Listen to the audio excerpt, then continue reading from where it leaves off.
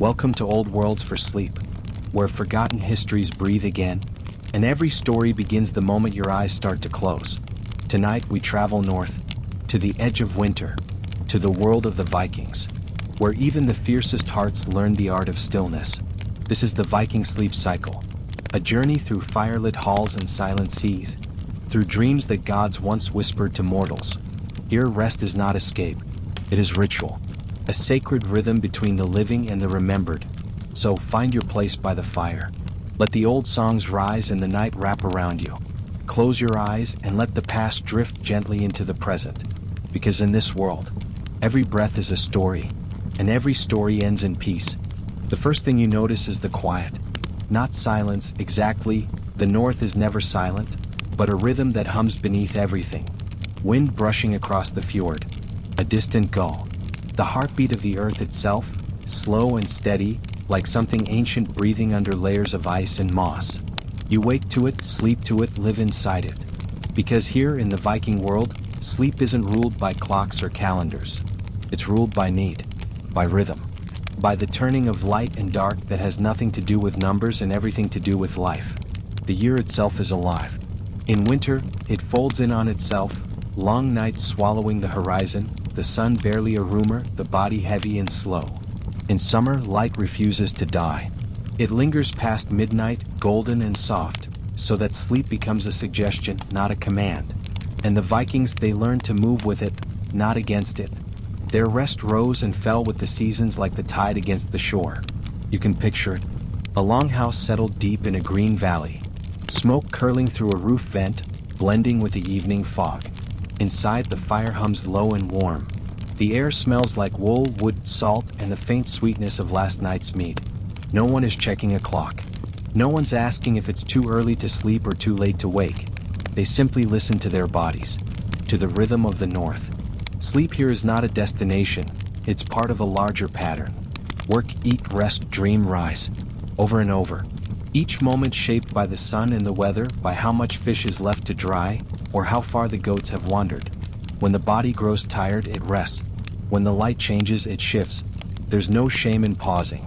No guilt in sleeping while others work, because everyone understands, rest keeps the rhythm whole. You roll onto your side beneath furs heavy as clouds. The air outside is cold, sharp, alive with sea scent and pine.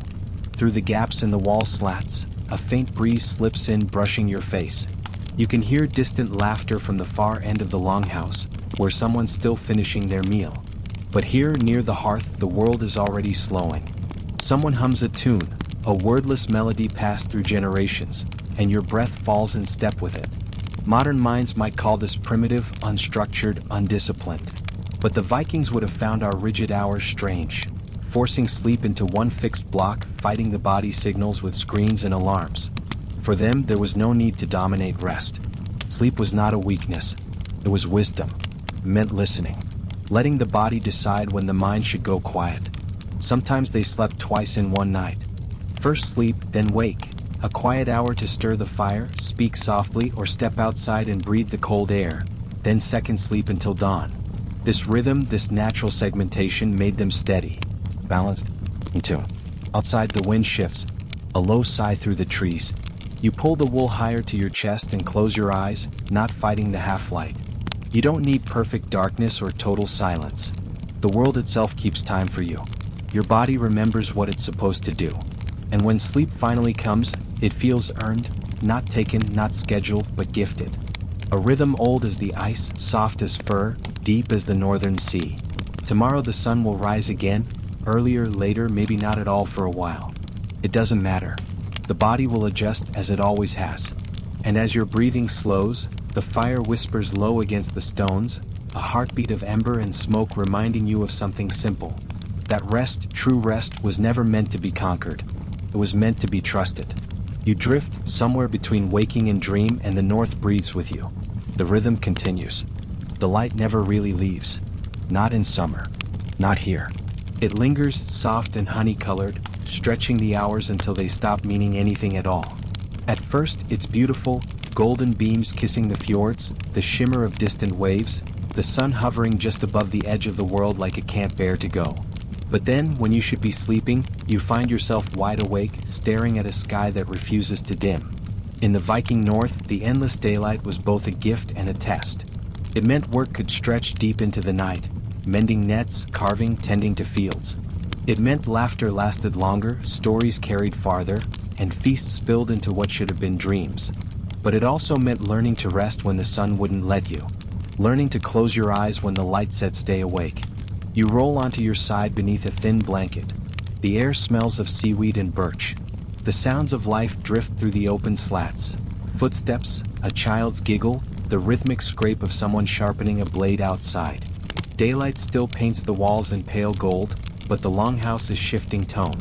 The fire has burned low, the talking has faded, and one by one bodies surrender. No curtains, no doors, just trust that even in daylight, sleep will come when it's ready. Because here, sleep isn't ruled by darkness. It's ruled by balance. The body listens to need, not light. When exhaustion folds into your bones, it doesn't matter that the sky still glows. Your eyes will close anyway. And when they do, the dreams come gently, tinted with sunlight. Outside, a breeze stirs the grass. You can smell salt, smoke, something faintly sweet. Maybe honey, maybe mead. You breathe it in. In this world, the boundary between waking and sleeping is thin, like a silk thread fluttering between two worlds. You might wake for a while, talk to someone near the hearth, share a sip of warm drink, and lie back down again. No guilt. No counting hours lost. The rhythm of the North forgives those who drift. Modern minds might call this insomnia. But to the Vikings it was simply life. Sleep was not an enemy to chase or trap. It was a tide that came when it pleased, receded when it must, and always eventually returned. You learned to ride it. To float on its current instead of fighting the pull. The elders say that the gods themselves didn't sleep the same way twice. When the world stayed bright, even the divine grew restless. So humans learned to mimic the gods, to rest in fragments, to nap in warmth, to honor fatigue like prayer. To see sleep not as surrender but as partnership with nature. Someone near you hums softly, a lullaby with no words. The sound is barely there, a low vibration in the chest, meant as much for the singer as the listener. The melody loops endlessly, like a chant for the body. You don't even notice when your breath syncs with it. Outside, the light begins to fade, not disappear, just dim slightly as if the world is taking a long exhale. Birds grow quiet. The sea turns silver. A single star tries its luck above the horizon. It's enough. You feel the body loosen. Not because it's night, but because it's time. That's the Viking secret. They didn't beg sleep to come. They built a life where sleep was invited. Theirs was a rhythm of trust. Eat when hungry, rest when tired, rise when ready. No alarms. No punishment for drifting. Even warriors who knew blood and steel understood this grace. You cannot fight every storm.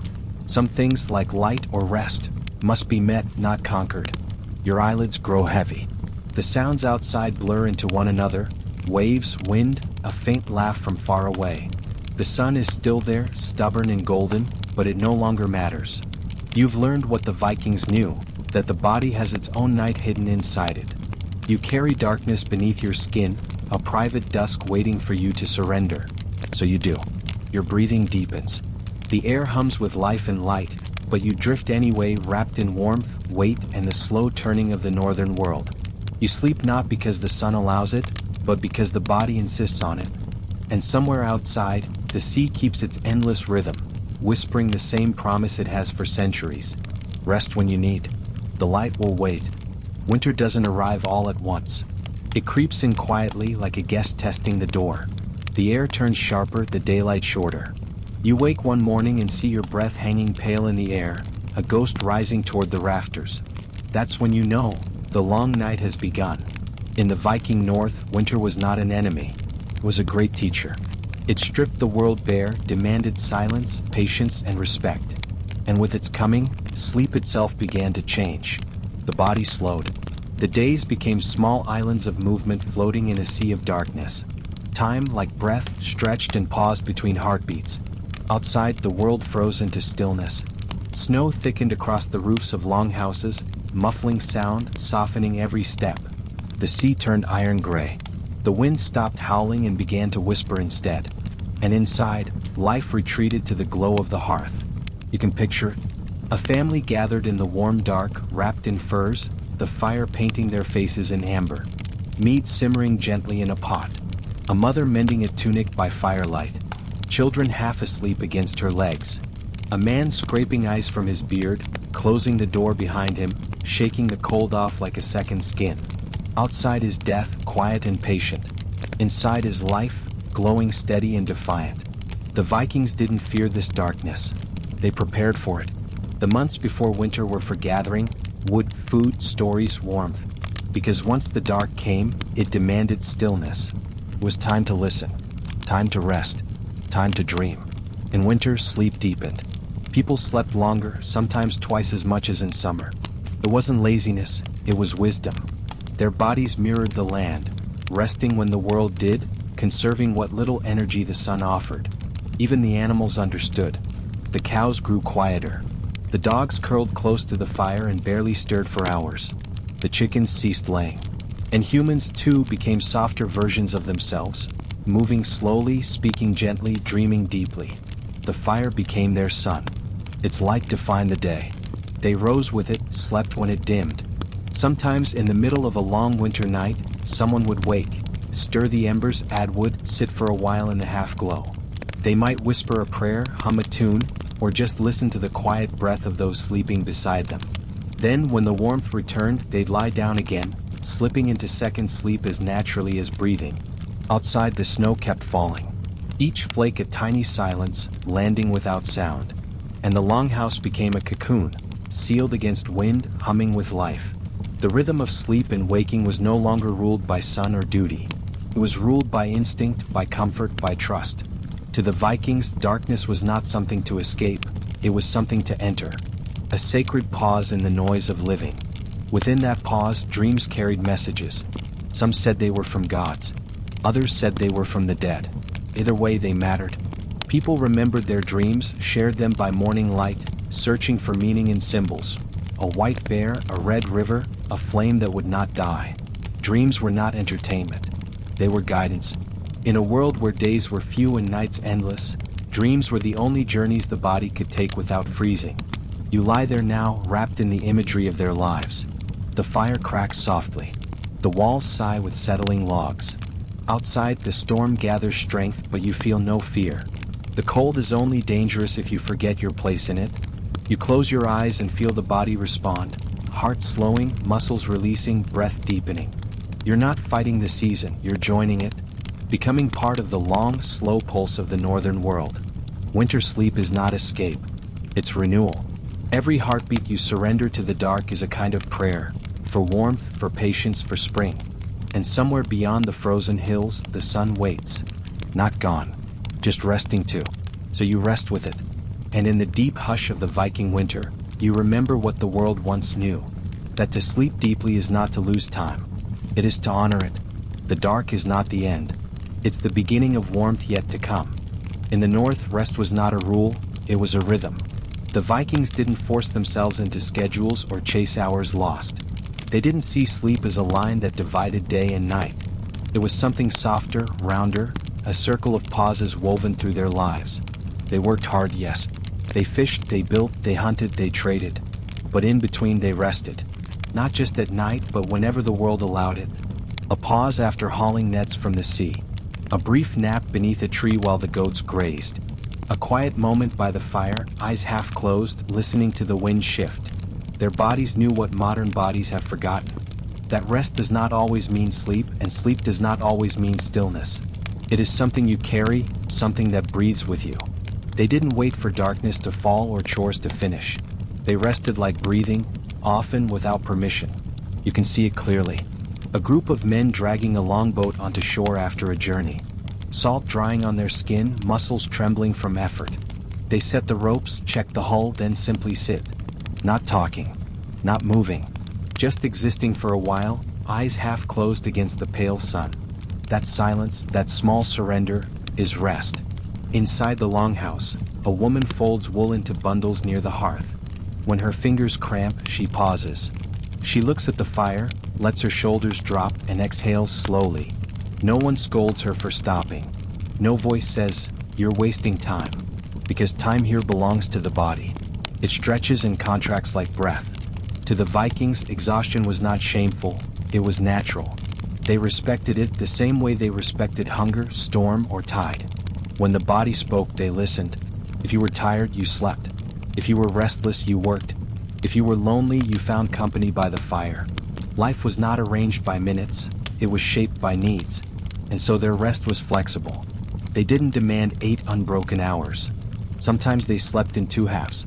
A first sleep from dusk to midnight, then an hour of quiet waking, tending the fire, whispering prayers, telling small stories, before lying down again for the second sleep until dawn.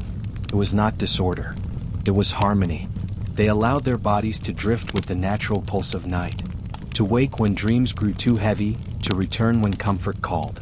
Each awakening was a chance to reconnect, with each other, with the warmth, with the world. And when they lay down again, they slept deeper. Outside, snow tapped gently on the roof. The sound was constant but kind, like 1,000 small heartbeats overhead. You can imagine lying there, half awake, half dreaming. The fire hums, the wind sighs. You feel neither urgency nor guilt. There is no race to fall asleep, no punishment for staying awake. The body will do what it must. The world allows it. This was their wisdom. To rest whenever rest arrived, to trust that it would come again. They didn't hoard sleep like a treasure or chase it like prey. They welcomed it whenever it appeared. A nap after meal, a doze by the sea, a shared slumber wrapped in furs, listening to stories fade into breath. And when one could not rest, the others would. Communal living meant someone always awake, someone always sleeping. There was balance in that, a human tide. No one carried the weight of vigilance alone. If you stayed awake, it was for others. If you slept, it was with their blessing. We call it primitive, perhaps. But in truth, they understood something we have lost. That rest is not a weakness, nor a luxury, nor a goal. It's a conversation between body and earth, between firelight and darkness, between need and surrender. So tonight, as you listen to the faint echo of their world, you might try what they once knew by instinct, to let your body decide, to stop measuring rest by hours, and start measuring it by peace. Close your eyes not because it's midnight, but because your heart asks for quiet. You breathe in, you breathe out. Somewhere in the north, long ago, another soul did the same, and the rhythm continued. Evening settles softly, like fur laid over tired shoulders. You finished your meal, stewed greens, maybe a hunk of salted meat, a crust of bread warmed by the fire. Outside, the wind hums against the wooden walls, but inside the longhouse, the night begins to glow. Not from brightness, but from warmth. Someone passes you a horn. Not the kind to blow, the other kind. Polished smooth, curved like the crescent moon, filled with a golden liquid that catches the firelight and holds it there. It smells faintly of apples and flowers, sharp and soft at once. This is mead, the drink of poets, warriors, dreamers. And tonight, it's your bridge between waking and sleep. You lift it to your lips. The first sip is gentle, sweet, warm, a slow burn tracing your throat. It spreads through you like an ember come alive. Not enough to intoxicate, only to loosen the grip of thought, to open the door between mind and body. It's not just a drink. It's a ritual, a quiet letting go. The Vikings didn't drink to forget. They drank to remember, to honor, to slow down, to speak in softer tones. A sip before sleep wasn't indulgence. It was ceremony. It said, "The day is done, the work is complete, now rest is holy." In the corner, an elder stirs a small pot, adding herbs to the warm liquid, mugwort, valerian, yarrow. You know their scents by heart. Earthy, bitter, sharp. Each leaf chosen for its gift. One to calm the nerves. One to deepen dreams. One to guard against nightmares. The air grows heavy with aroma, smoke, and trust. Someone hums a song, low, circular, like the flicker of the flames. You don't need to know the words. It's not for performance. It's for rhythm, the same rhythm the body knows when it's almost ready to sleep. A few voices join, unplanned. The sound grows, fills the space like a soft tide. The fire answers, crackling in time. You think of the gods, of Odin and the stolen mead of poetry, of how a single sip could grant vision and verse. The story says he tricked the giants to bring it home, that it was meant for the worthy, for those who could hold wisdom without breaking. Maybe that's what this drink is still doing now. Not making you wiser, but gentler, quieter, able to meet sleep without armor. Your fingers grow warm around the horn. The liquid shimmers, the scent rises, and your thoughts start to blur. Not disappear, just soften at the edges. You think of the day, the labor, the laughter, the ache in your shoulders, the stories told. They settle now like snowflakes finding rest. You sip again, slower. The sweetness deepens, the burn turns to warmth. It's not escape. It's surrender. The mead helps, yes, but it's more than the drink. It's the hands that passed it to you, the eyes that met yours across the fire. It's the sense of belonging, the unspoken agreement that everyone here deserves this quiet.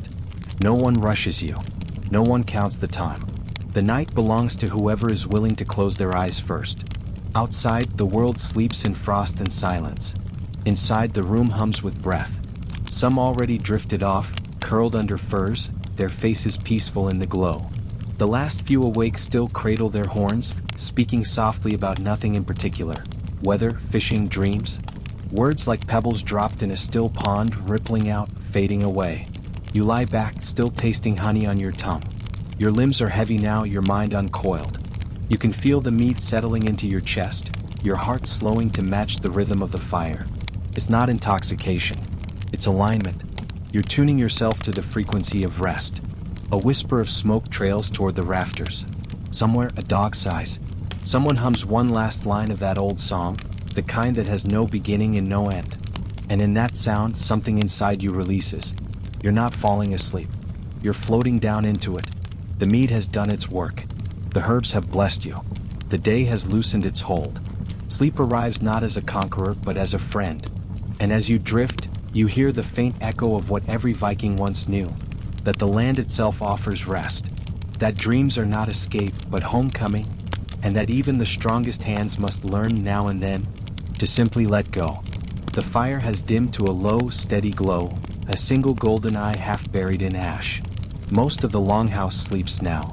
The mead horn is empty, the songs are done. Only the faint scent of honey and smoke lingers in the air. But near the hearth, another smell rises, sharper, older, almost wild. Someone is burning herbs. You recognize the scent immediately, earthy, bitter, with a whisper of sweetness underneath. Valerian root. It's pungent, almost animal in its strength, but comforting too, like something that has known your dreams longer than you have. The Vikings didn't have shelves of teas or bottles labeled for sleep. They had the land, and the land gave them everything they needed. Valerian was a favorite, though they didn't call it that. They knew it as kvan or sometimes spakrit, the soft root. It grew in the cold corners of the meadows, its pale flowers trembling like breath in the wind. Women gathered it at dusk when the plant spirit was calmest, cutting it gently with bone knives so the earth wouldn't grieve. Then they dried it near the fire, ground it into small bundles, or boiled it into brews that quieted the restless heart. But Valerian was only one voice in the chorus of sleep. There was mugwort, sharp, silvery, smelling faintly of mint and smoke. They believed it kept nightmares away. Sometimes they hung it above the bedpost or tucked it under a pillow. Sometimes they burned it in the corner of the room, letting the smoke spiral like invisible protection. Children were often bathed in water infused with mugwort before bed, a ritual both cleansing and protective. Then came yarrow, small white flowers like clusters of stars, growing in rocky soil. It was said to calm fear and bring good dreams. Some buried a few leaves under their beds, believing the plant spoke to the gods in whispers, carrying their dreams upward like smoke. And juniper, strong, clean, evergreen. It filled the air with the smell of mountains. Its smoke purified the longhouse, kept sickness and spirits away. You could almost feel it, the cool scent cutting through the heavy warmth of wool and wood smoke, resetting the air, making the night feel safer somehow. Each herb had its place, its purpose, its song. The Vikings didn't use them randomly. They used them with intention, with quiet gratitude, with belief. To them, herbs were alive. They carried memories of earth, sun, rain, and wind. And when you brought them close to your skin, they remembered you too. You imagine a woman by the fire, her hands steady and sure. She's mixing crushed leaves in a small clay bowl. Her fingers are stained green, her hair smells of smoke. A bundle of herbs tied with twine hangs above her, not decoration, but devotion. She murmurs something as she works, a prayer maybe or a lullaby, not to gods but to the plants themselves. Because rest was not taken, it was offered. The land gave it and humans received it in reverence. The air is thick with fragrance now. You can almost taste it, bitter and sweet at once, grounding and light. Someone coughs softly, then sighs, and the sigh turns into the deep rhythm of sleep. You feel it too in your own body, that gentle pull behind the eyes, that soft heaviness spreading through the chest. The herbs have found you. You lie back, and the scents fold over you like invisible blankets. Mugwort near your head. Valerian under your hand. Juniper still smoldering faintly by the fire. They mix and twist into something that isn't quite smoke, isn't quite air. It's something older, something alive. And then the dreams begin. Not sharp, not frantic. Slow, luminous, like walking through water. You see shapes that aren't there in places that haven't been built. Faces you know, voices you don't. Nothing frightening, only deep. The herbs do not invent, they reveal. They show you what's already inside you, waiting for the dark to listen. Somewhere far off, an owl calls once. The longhouse shifts, the logs sigh, and the fire gives a final hiss. You drift further. The smells blur into nothing, and all that's left is warmth. The warmth of a place that believes in sleep, that believes in care, that believes that every living thing deserves rest. By morning, the herbs will be ash. The bowl will be empty, and your dreams will have already begun to fade. But something will remain. A quiet calm, a steadiness that feels like it grew in your bones overnight. That's their real gift. You wake lighter, softer, more human. Because even in a harsh world, the Vikings remembered something simple. That nature didn't just feed and heal them. It lulled them. And as the smoke drifts toward the rafters, you can almost hear the whisper it leaves behind. Sleep deeply. The earth is watching over you. Every Viking night began and ended with the same heartbeat. Fire. The hearth sat at the center of the longhouse, low and wide, a shallow bed of stones cradling embers that never fully died. Even when the world outside was frozen and cruel, this circle of light stayed alive. You can see it now. The smoke curls upward through the hole in the roof, carrying the scent of pine, ash, and wool.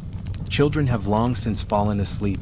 Dogs snore softly near the door, and the last of the grown-ups tend the coals with quiet devotion. They are not simply keeping the house warm. They are keeping the night gentle. The fire is more than heat. It is memory. Every log tells the story of the day, which tree was cut, which hands carried it, which breath blew it into flame. The Vikings treated that flame like kin. They fed it carefully, never too much, never too little. If it burned too high, it wasted fuel. Too low, and the cold would creep in. Balance, that was the secret. The same balance they carried in their sleep. At night, the hearth was the sun that refused to leave. Its glow washed over faces and furs, painting everything in copper and gold. It hummed quietly, a steady rhythm that matched the rise and fall of breathing. If you woke in the dark, half lost in a dream, you looked toward the fire and knew where you were. It was the anchor, the gentle reminder. You are safe. People arranged themselves around it in layers. The elders closest to the warmth, children tucked between, the young ones toward the edges where cold fingers of air still touched the floorboards. The order wasn't strict, but it was felt. It was a map of care, drawn every night in heat and proximity. Sometimes someone would whisper to the fire. A blessing, a small thanks, a wish for peaceful dreams. They believed the hearth carried those words upward, to gods, to ancestors, to the spirits that wandered in smoke.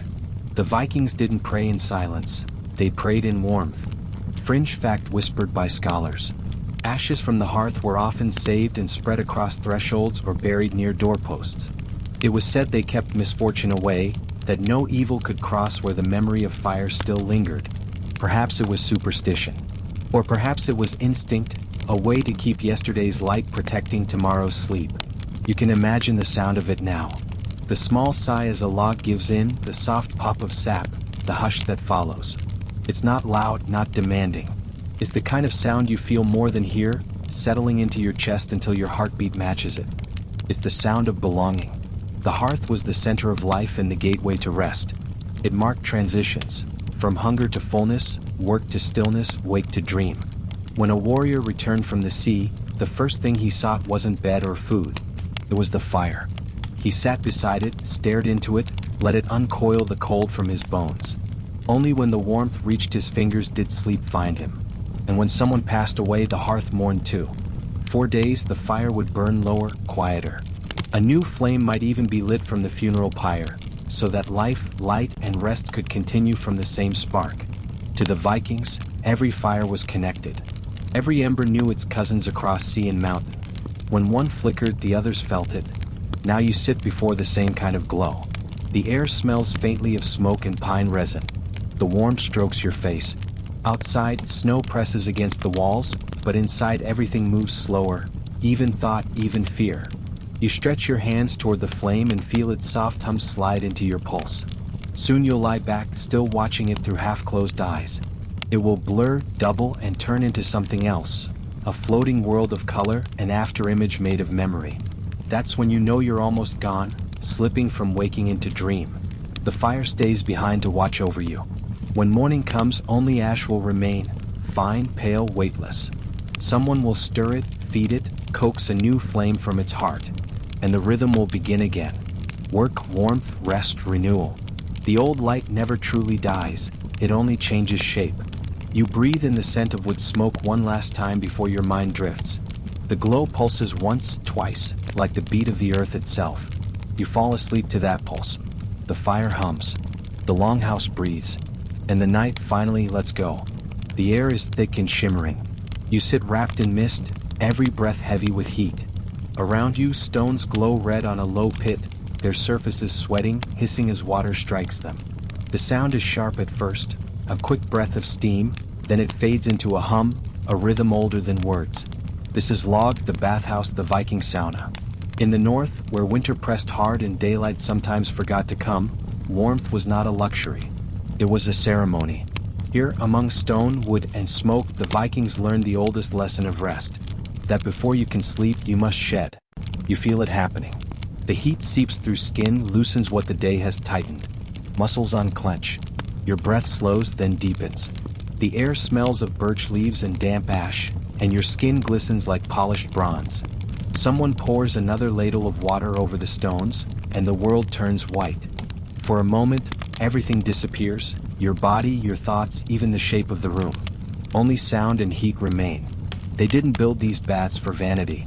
They built them for balance, for health, for ritual. In sagas and chronicles, even warriors paused for this. Before battles, after voyages, before feasts, before bed.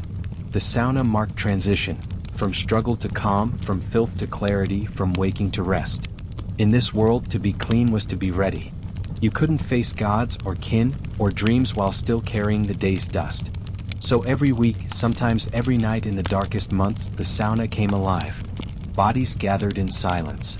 Water hissed on stone.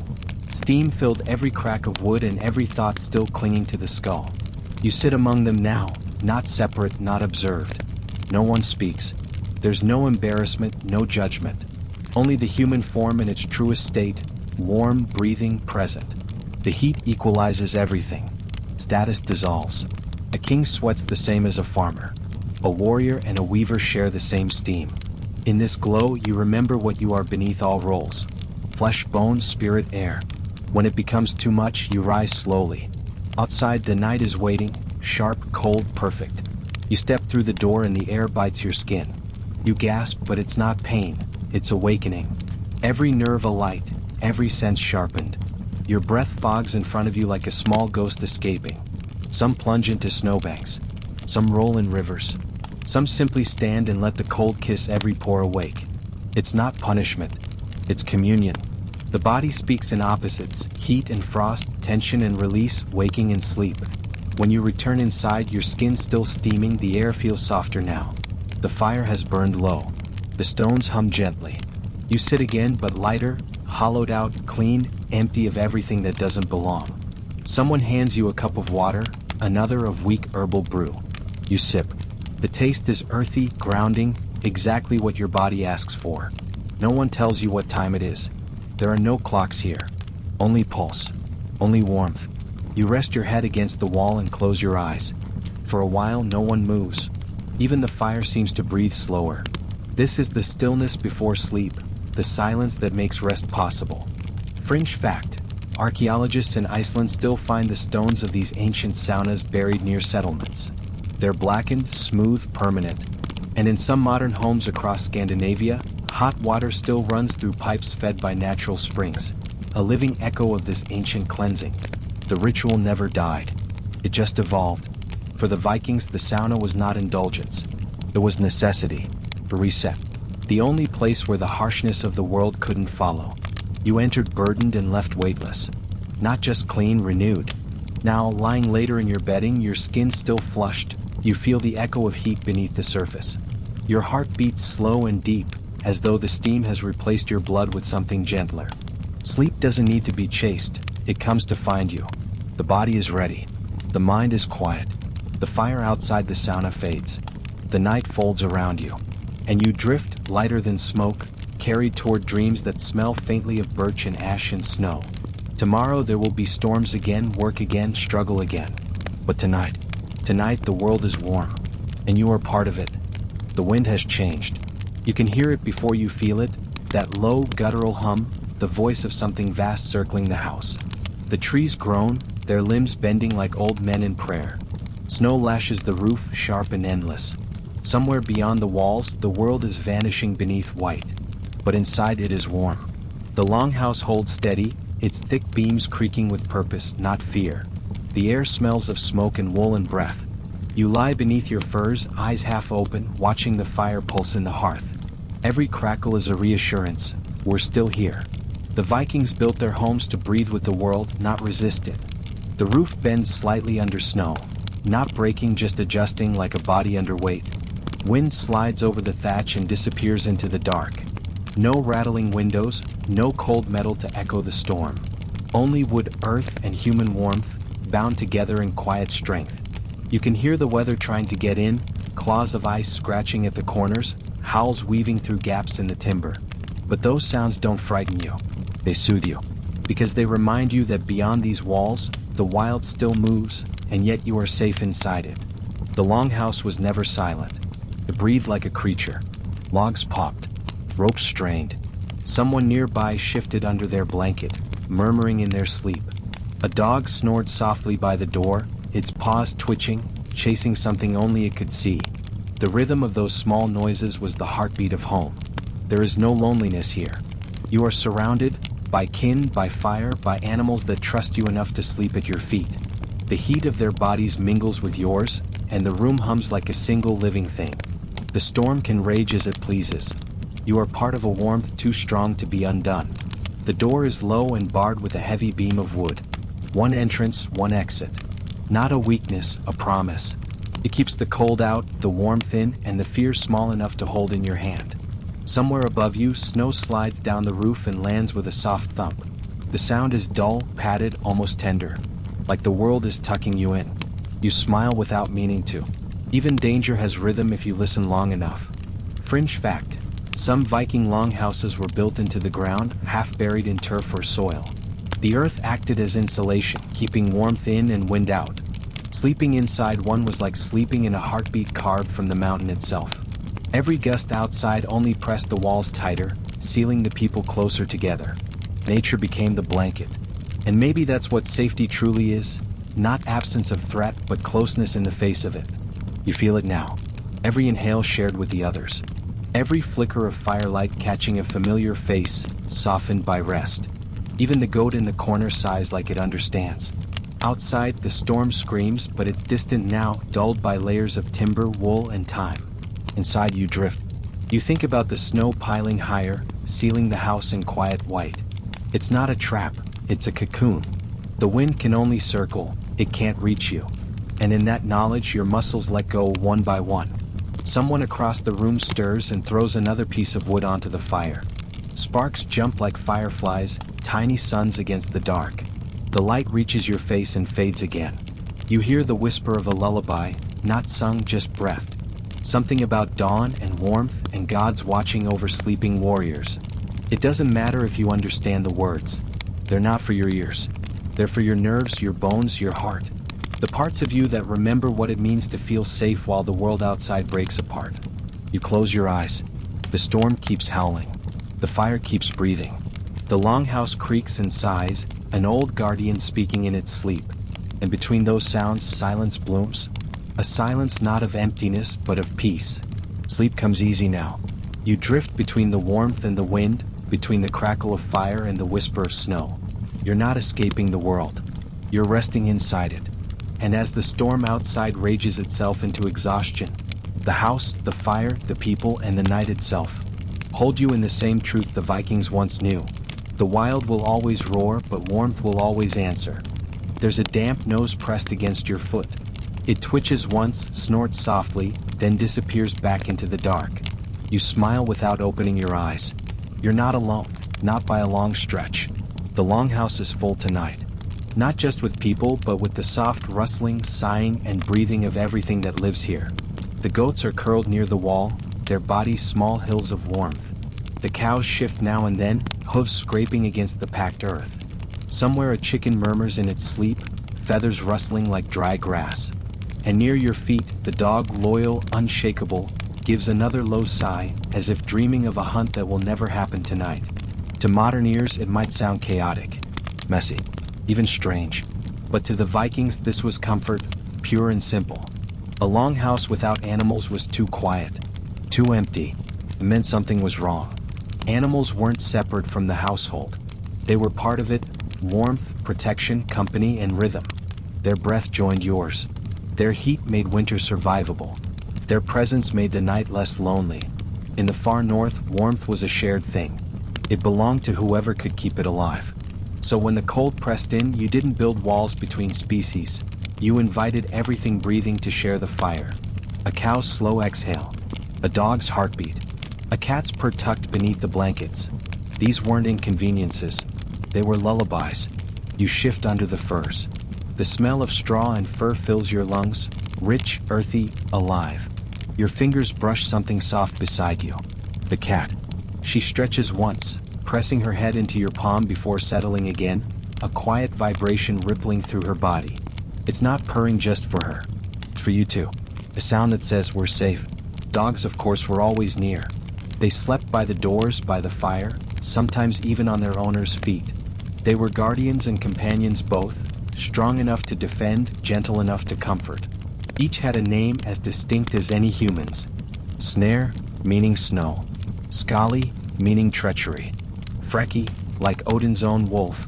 Some were buried with honors, wrapped in fur and laid beside their masters, proof that love crossed not just seasons but lifetimes. Cows and goats did their part too. Their body heat kept the longhouse alive through the deep freeze. The walls of the house were often divided by little more than low beams or woven fences. No true separation, just enough space to sleep, not enough to forget you shared breath with the creatures that fed you. And there were sounds, oh, so many sounds.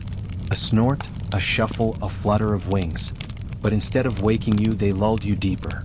The steady chorus of life became its own kind of night music. You learned to sleep not in silence, but in harmony. Fringe fact. Modern studies show what the Vikings already knew. Sleeping beside animals lowers the heart rate, eases anxiety, deepens rest. The rhythm of another breathing body anchors your own.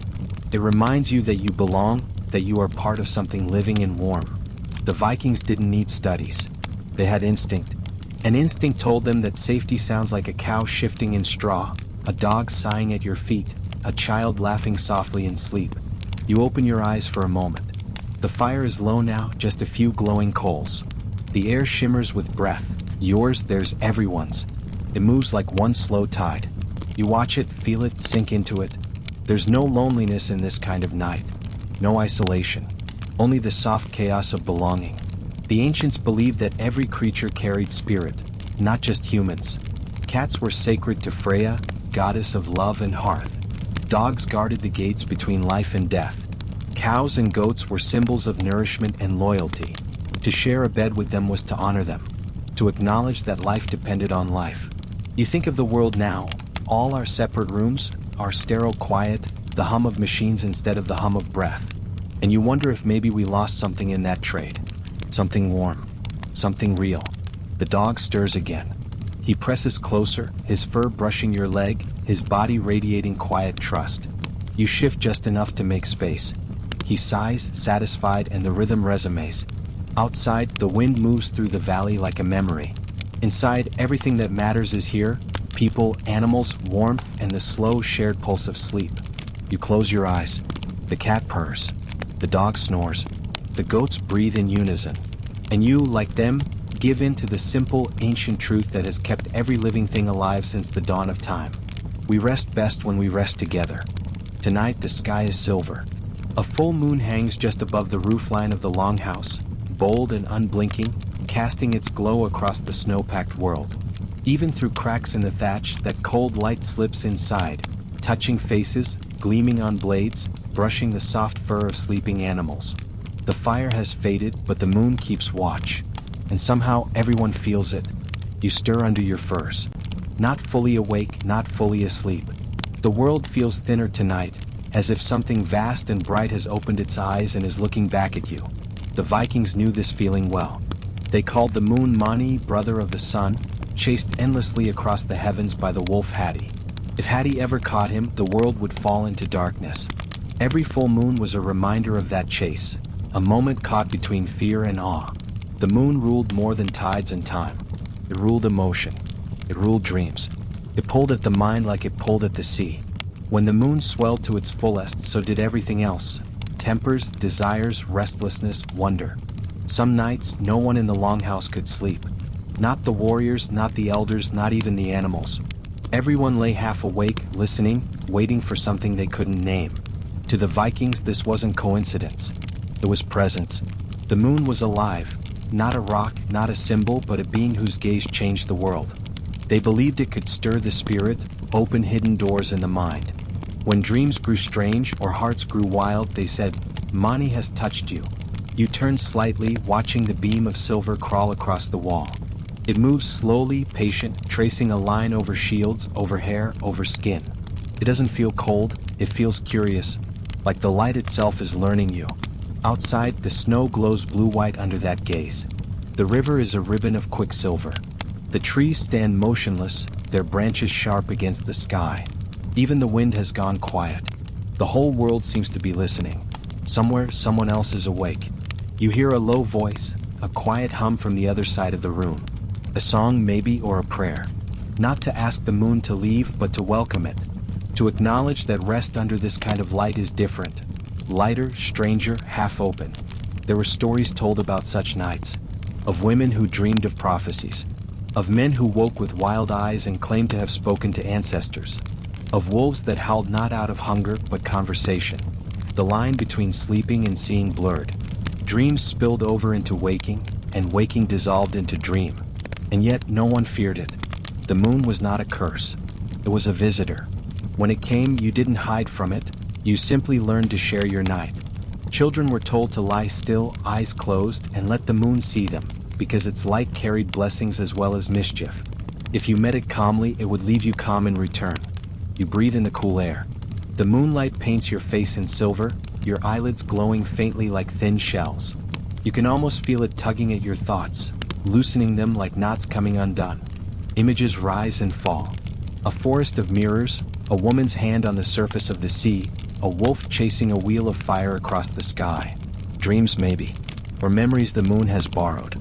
Fringe fact: modern science says the full moon can delay deep sleep, shorten rest, even change body temperature. But 1,000 years ago, no one needed data to understand that light has power. They felt it. They lived in a world where sky and skin still spoke to each other. You roll onto your back. The beam of light rests on your chest now like a soft hand. You don't move it away. You let it stay. Your breath matches its rhythm, long and slow, like the tides it commands. The longhouse is quiet except for the soft rustle of sleep, humans, animals, the gentle crack of settling wood. And above it all, the moonlight shivers as if alive, as if thinking. You understand then what the Vikings meant when they said the gods don't live far away. They live in the weather, the wind, the water, the light. They live in nights like this, where the world itself seems to dream with you. You close your eyes and the silver glow presses through your lids. It follows you down into the dark of your own mind. And somewhere in that glowing shadow you feel it. The same pull the ocean feels, the same tide that has always moved between heaven and earth. Sleep doesn't resist it. Sleep rides it. And as you drift away, the last thing you see is the moon's reflection trembling in your mind. Ancient, endless, alive. The fire is low, just a red heartbeat in the center of the longhouse. Around it, bodies sleep close, wrapped in wool and fur, in rhythm and breath. But under one of those blankets, two people are still awake. Their voices barely rise above the crackle of the embers. You can't hear the words, only the sound of warmth shared in the dark. The Vikings knew this kind of closeness well. For them, intimacy wasn't separate from survival. It wasn't whispered about or hidden away. It was part of life, as natural as the fire, as constant as breath. In the dark months, when the sun vanished and the nights grew endless, touch was light. It reminded them they were still alive. There are no walls, no doors, no separate rooms. Privacy as we know it now didn't exist. And yet, somehow there was gentleness in that openness. People understood when to look away, when to give space, when to simply listen to the quiet. Love and rest lived side by side, not dramatic, not forbidden, just human. You turn slightly, and the air between you and the one beside you shifts, warm skin against cold air. Their hand finds yours under the fur, fingers brushing lightly, like an old ritual repeated 1,000 times. No words. No need. The body already knows what to say. Viking marriages were practical, forged in alliances and land. But even practicality left room for tenderness. The sagas tell of couples who stayed loyal through famine and fire, who held hands before battles, who built warmth out of hardship. And when night came, they found their peace not in solitude, but in each other. Even outside marriage, companionship carried meaning. There were lovers, widows, travelers sharing the same bed for warmth and safety. It wasn't scandal, it was survival. And sometimes, from survival, something softer grew: trust, affection, and unspoken gratitude for another heartbeat near your own. The air smells faintly of smoke and skin. The sounds of the room have changed, fewer snores, more sighs. The longhouse hums, alive even in sleep. You can feel the warmth of another's breath on the back of your neck. A leg draped loosely over yours. It's not passion, not exactly, it's presence. The kind that says you're safe. I'm here. Rest. Fringe fact. Some surviving Viking marriage contracts mention the sharing of bed and blanket as part of the vow itself. Not romance as performance, but as promise. You would not face the night alone. Even gods honored such closeness. Freya, goddess of love, was said to warm warriors fallen in battle, guiding them into the afterlife with tenderness, not fire. In the longhouse, this warmth was more than love. It was medicine. The night was long, the world dangerous, the cold relentless. But for a few hours, within the glow of breath and skin, the heart remembered softness. It remembered why it endures the frost at all. You shift slightly, and the first slides against your shoulder. The other person stirs but doesn't pull away. Their thumb traces your wrist once. A simple motion, but it anchors you, draws you down into the edge of sleep. For a brief moment, time doesn't exist. Only warmth. Only the shared pulse of life. Outside, the wind presses against the walls like an uninvited guest. Inside, the fire sighs and curls lower. You think of how fragile this moment is, and yet how ancient. How every human who ever lived has known this small, wordless grace. Another heartbeat near theirs in the dark. Even those who sleep alone are not truly alone. The longhouse holds them, the animals breathe beside them, the gods hover quietly above the rafters. There's connection everywhere, seen and unseen, body and spirit alike. Sleep, in the Viking world, was never isolation. It was reunion. Your hand tightens briefly around the others. The warmth passes back and forth like a quiet current. Your eyelids grow heavy, your breath slows, and the space between you disappears. There's no need to dream of distant places tonight. Everything you could want is already here. The fire, the heartbeat, the safety, the silence shared between two souls who have earned their rest. Outside, the moon moves across the snow, slow and bright, watching without judgment. Inside, the last ember glows faintly as if smiling. You breathe once, deeply, and drift. The last thing you feel is not the cold, not the ache of work, but warmth, deep, steady, alive. The kind of warmth that lingers even after morning comes. Because love in the Viking night was never loud. It was a quiet thing. A warmth passed hand to hand, breath to breath.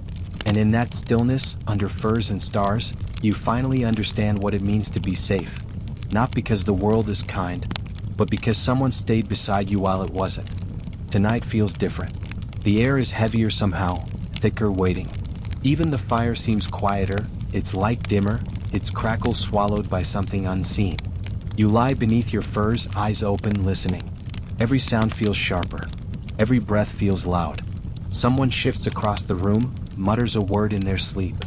The dog near the door lets out a soft growl, short and uncertain. Then silence again, deep, ringing, absolute. You know this silence. The Vikings did too. It's the kind that means something else is awake with you. The Norse didn't believe night was empty. To them, darkness was a realm, not a void.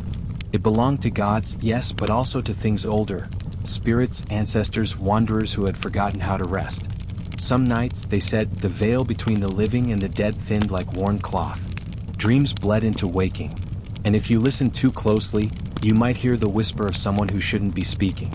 They called them Draugr, the restless dead. Not ghosts, not quite. Bodies that refused stillness, driven by greed, anger, or unfinished duty. They could rise from burial mounds, walk through walls of earth, drag the living into their silence. Every village had a story. A farmer who heard footsteps on his roof. A woman who saw her brother standing at her door a week after his funeral. A warrior who woke to find frost forming in the shape of a hand across his chest. You pull the blanket tighter. The air inside the longhouse smells of smoke and cold iron, the old ward against spirits. By the doorway, a small blade lies unsheathed, glinting faintly. Not for men, but for what walks when men sleep. Iron, they said, could keep the dead from crossing the threshold. And herbs, too, juniper and mugwort, hung from the beams, whispering protection into the dark. Someone once told you that fear is a kind of listening. You can hear too much when you're afraid. The creak of wood, the sigh of straw, the small shifting sounds of life. They all twist into possibilities. The Vikings knew this. They didn't mock fear. They made peace with it. They treated it as a guest, poured it a drink, and asked what it wanted to teach. So you breathe slowly, deliberately, until the pounding of your heart softens. The dark no longer feels like a threat. It feels inhabited. As if hundreds of eyes, not cruel, not kind, just ancient, are watching through the smoke. Maybe they are. Maybe that's all right. Because in Viking belief, not all spirits were to be feared. Some were protectors, ancestors guarding their bloodlines, house spirits tending the hearth, unseen hands that kept the fire alive through the coldest nights. People left offerings, a bit of bread, a splash of mead, a whispered thanks before sleep. Not superstition. Respect. The living shared their home with the unseen, the same way they shared warmth with their animals. Everything that existed had its place. You glance toward the rafters. The shadows move slightly, or maybe it's the fire. Either way, the longhouse feels alive, breathing in rhythm with you. A soft draft brushes your cheek. You imagine it's a blessing, not a warning. The spirits are near, yes, but not all nearness is danger. Some nearness is protection. Fringe fact. Many Norse burial mounds were built close to homes not far away. The dead weren't banished. They stayed close, guardians in the soil. The idea of separation between life and death didn't exist as it does now. Death was simply a different kind of living. And sometimes those who'd gone ahead came back to visit. You listen again. The wind outside has changed. It no longer howls, it whispers. A sound like voices carried from far away, layered and low. Could be the sea. Could be memory. Either way, it doesn't frighten you anymore. It comforts you, like a story told by someone who remembers you from another lifetime. You whisper a quiet thanks, to the living, to the dead, to the ones who keep watch when you cannot. The dog near the door settles, sighs, and falls back asleep. The tension drains from your body. You feel the pull of rest again, deeper this time, heavier, as though the earth itself is calling you to lie still. Your eyes close. For a moment, you think you see something, a pale figure at the edge of your vision, watching, smiling faintly. But maybe it's just the moonlight finding its way through the thatch. You'll never know. And you don't need to. Because here, in this world between breath and shadow, between warmth and the waiting dark, everything belongs. Even fear. Even ghosts. Even you. You drift off finally, the last ember fading to black. And in the quiet beyond quiet, the old spirits murmur their approval.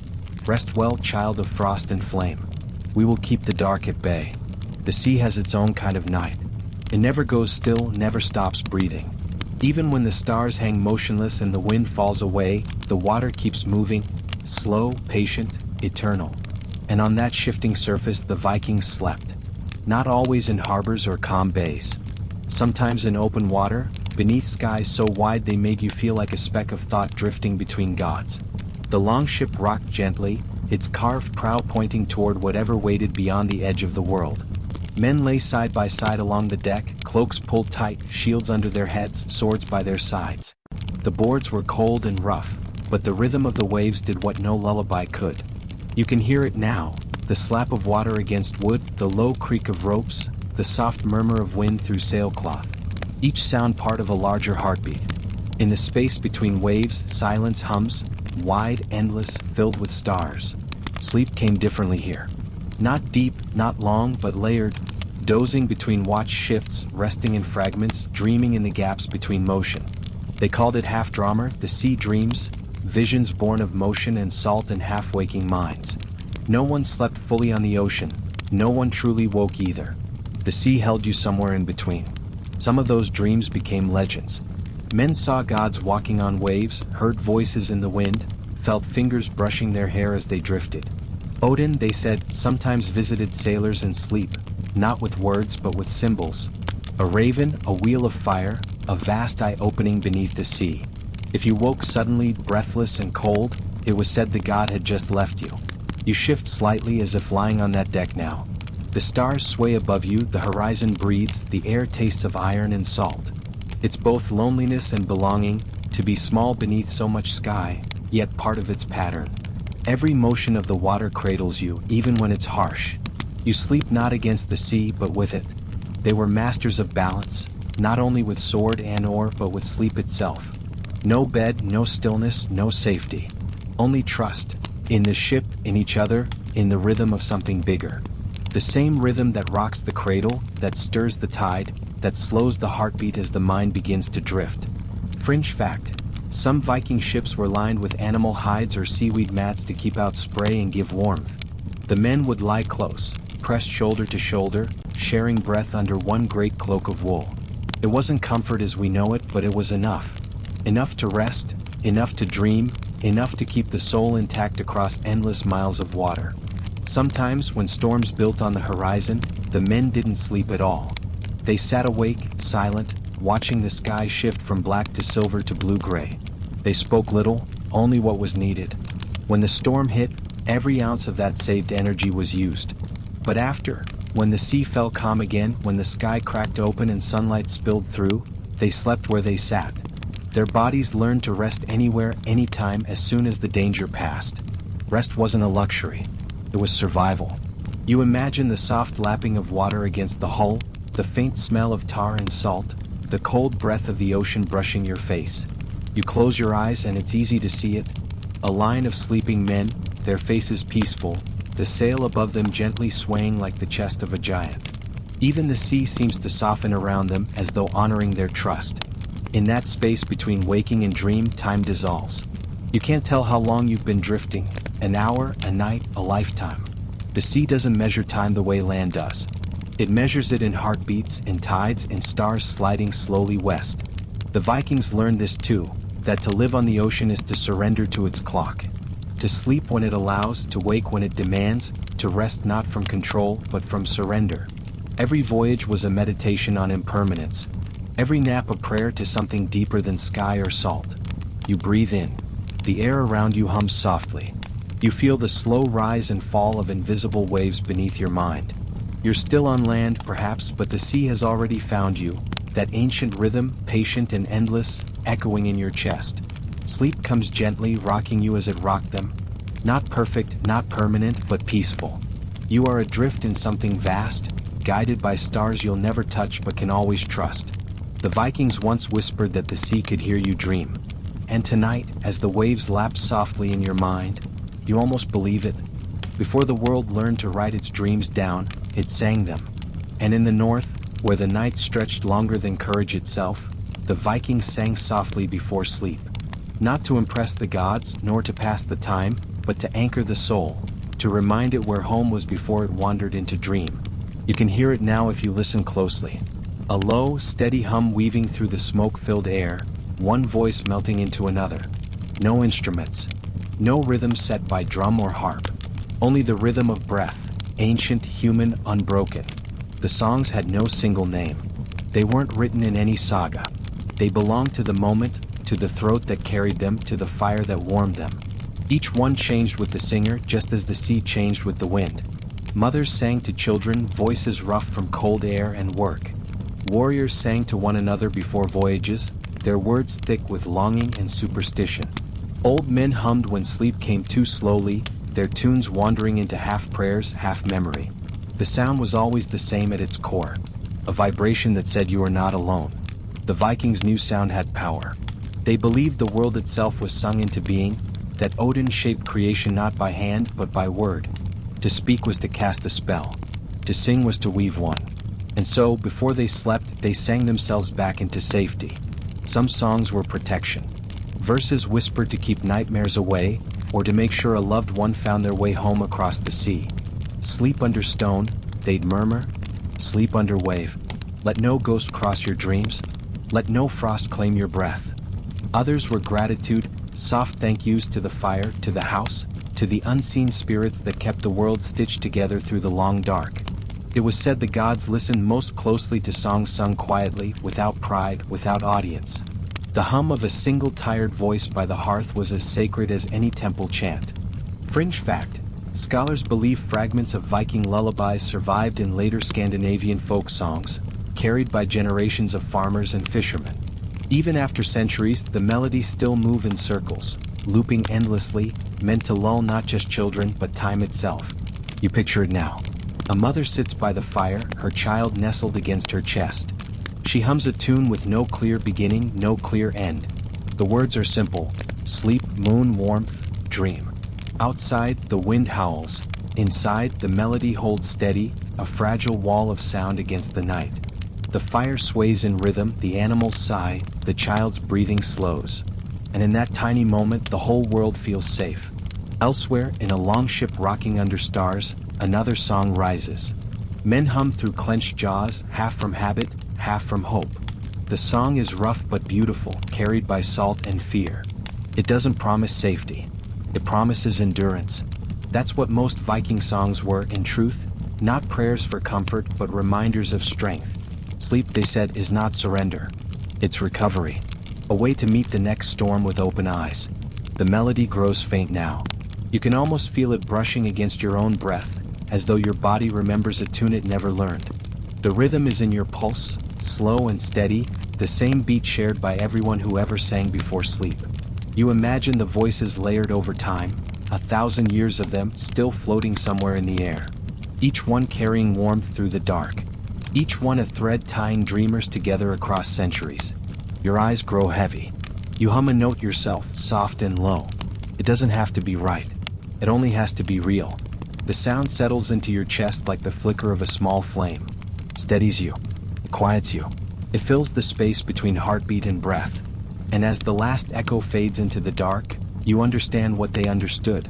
That sleep, like song, is not silence. It's music slowed down until only the soul can hear it. Outside, the night listens. Inside, you drift. And somewhere far away, the ancient voices keep singing. A chorus without end. A lullaby that never dies. A whisper across time that says, rest now.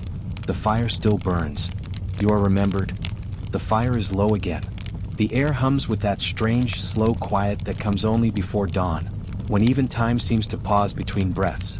And somewhere above the roof, in the cold sweep of stars, the gods are dreaming. The Vikings believed that gods slept too, not the mortal kind of sleep that ends with morning, but the deeper kind where creation itself rests and stirs. Their dreams, they said, were not bound by flesh or fear. When Odin dreamed, ravens flew through worlds. When Freya slept, love grew wild across the earth. When Thor closed his eyes, thunder gathered behind the clouds, waiting for him to wake. Dreams were not escape. They were power. They were where God spoke, plotted, remembered, forgot. And every mortal dream, every flicker of vision that passed behind a human eyelid, was thought to be a fragment of theirs, a spark fallen from divine sleep. You can almost imagine it. Odin lying on some vast unseen plain, the wind carrying the whispers of all living things across his ear. He does not rest easily. His dreams are restless seas, full of prophecy and pain. He dreams of wolves chasing the moon, of a tree whose roots drink from the underworld, of a fire that will one day swallow the sky. He dreams of men, of you, sleeping under fur, watching his stories play out in miniature behind your eyes. In the Viking mind, To dream was to touch that realm, to step into the same current that ran through the gods. Dreams could guide. They could warn. They could wound. Many sagas tell of heroes waking in sweat and cold, claiming Odin had shown them something in the night. A path, a death, a chance at glory. They didn't dismiss these visions. They built lives around them. Fringe fact: in Norse culture, dream interpretation was a respected art. Women, especially vulvas, seeresses, were believed to read dreams the way others read runes. A serpent in a dream could mean betrayal. A ship, a journey, or death. Fire meant revelation. Snow meant truth buried under beauty. Dreams were maps if you knew how to follow them. You think of your own dreams now, the half-remembered ones that fade by breakfast. What if they were messages too?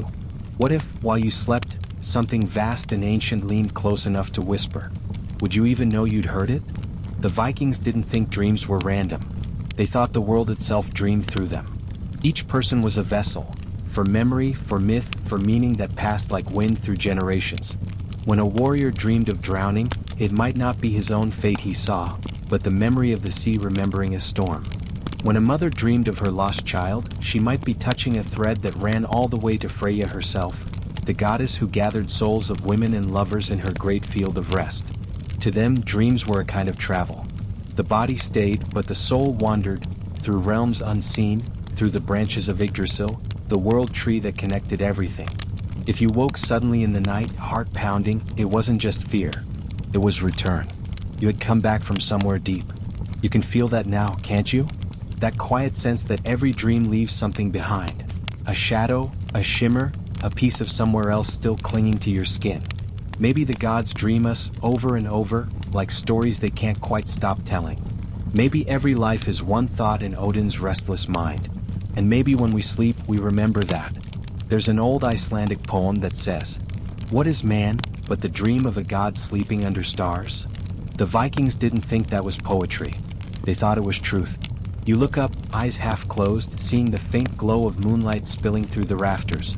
It feels almost like an eye watching, not in judgment but in recognition. A reminder that your sleep is part of something cosmic. When you dream, you're not small. You're participating. You're helping the universe remember itself. And when you wake, the gods wake a little too, blinking through your eyes, breathing through your lungs, tasting the same air you do. The fire pops softly. You exhale. The dream fades, or maybe it doesn't. Maybe this is the dream, the one the gods are still having, the one they haven't finished yet. Either way, you close your eyes again and whisper into the dark. Let me remember what you see. The night answers with silence, the kind that feels full instead of empty. Above you, the sky shifts, and for just a moment, it looks like it's breathing. The battle is over. The air still tastes of iron. Smoke clings to your hair, to your skin, to the inside of your mouth. Even after the noise has stopped, your body keeps hearing it, the clash of steel, the roar of men, the scream of horses. It lives under your heartbeat now, pulsing like a ghost that doesn't know it's gone. You sit by the dying fire, blade still across your knees. Your fingers twitch, not from cold but from habit. They remember the weight of the sword, the vibration of impact. You should clean the blood, tend the cuts, check the wounds. But you don't. You just breathe. You're still here.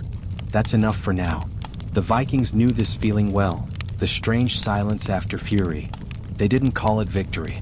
They called it afslatter, the letting go. Because even the fiercest warrior must surrender eventually, not to an enemy but to rest. Sleep after battle was different. It came slow, heavy, thick as mead. It wasn't peace at first, it was collapse. You didn't drift into it, you fell. And when you did, it wasn't just your body that slept. It was your spirit too, lowered gently into something softer than forgiveness, older than words. Sometimes, they said, Odin himself walked among the sleeping after battle, collecting the souls of those whose eyes would never open again. But for the ones who still breathed, he left something behind, a quiet blessing. The kind that settles on your shoulders like warmth. Not mercy, recognition. You had played your part. Now you could rest. You lie back finally on the cold ground. The stars look close enough to touch. The world still hums faintly with what just happened. Death, fire, triumph, fear, all woven together like smoke in your lungs. But here, between one breath and the next, the noise fades. You feel the ache in your bones begin to dissolve. The night presses down, not cruelly but kindly, urging you to release. In the Viking world, sleep after combat was sacred. It was a bridge between mortality and something more. Many warriors believed that dreams after battle were messages, proof that the gods were still watching, still weighing hearts. A calm dream meant the gods were pleased. A nightmare meant they were not finished with you yet.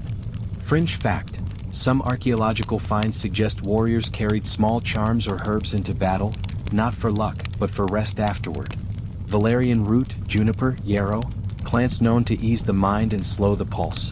These weren't the superstitions of cowards. They were the rituals of men who knew the value of returning whole. The camp around you begins to quiet. Someone snores softly.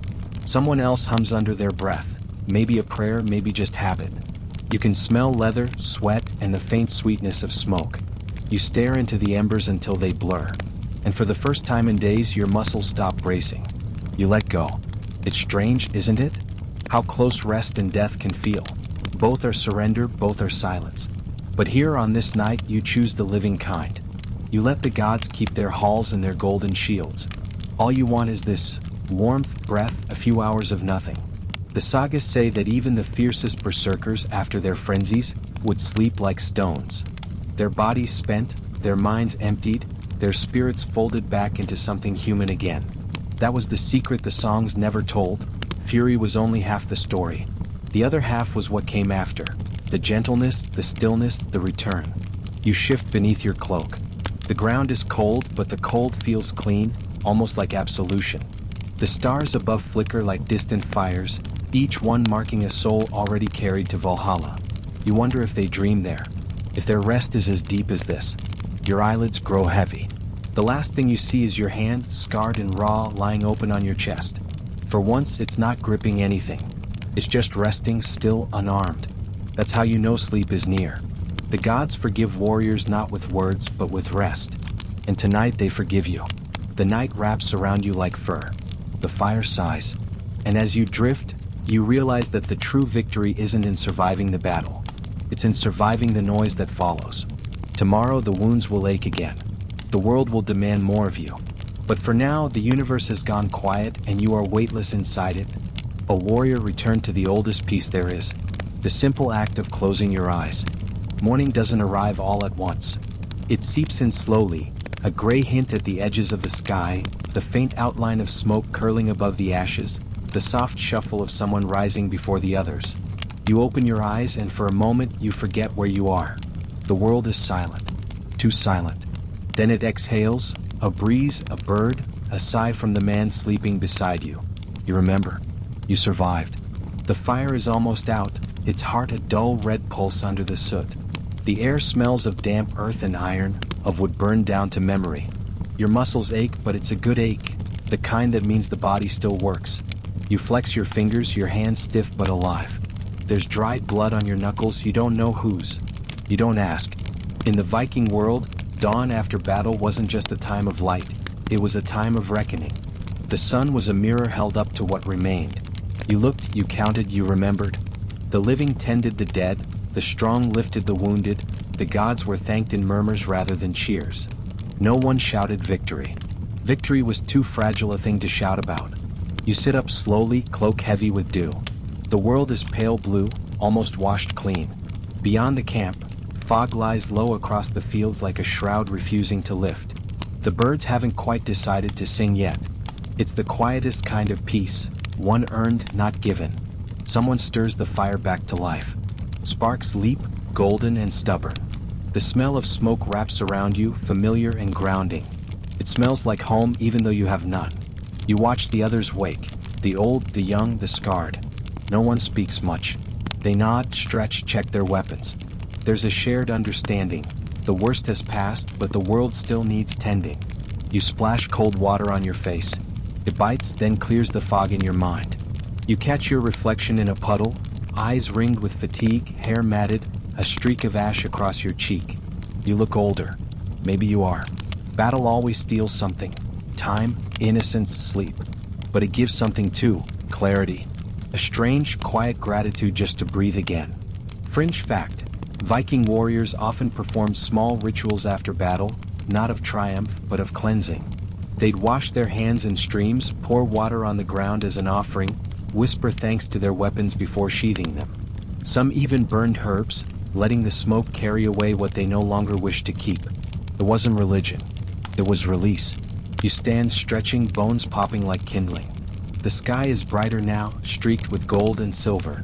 You feel it on your skin, the first warmth of day, hesitant but real. For a brief moment, everything feels weightless. The noise in your head fades. The ache eases. The earth beneath your feet feels steady again. Nearby, someone laughs softly, the kind of laugh that's half relief, half disbelief. You smile without meaning to. That's how healing starts, not with grand gestures, but with tiny cracks in the silence. You look around, men eating, tending wounds, fixing gear. Life creeping back in as quietly as the dawn itself. You take a piece of bread, hard but warm, and eat slowly. Each bite feels like an act of defiance, against death, against despair, against everything that wanted to end you. You drink from a shared horn, water tinged with smoke, and it tastes like survival. The wind shifts, the fog begins to lift. And as it does, the world returns, green fields, broken shields, sunlight spilling across both. You stand there watching it, not as a warrior, but as something simpler. A being that made it through the night. You remember what the elders used to say. To wake is the first victory. To walk is the second. The rest will follow. You take your first step. The earth is soft underfoot, still damp from dew and blood. But it holds you. And somehow that's enough. As you walk, you realize sleep has done its work. The tremor in your hands is gone. The weight in your chest has eased. You're not unscarred, but you're whole.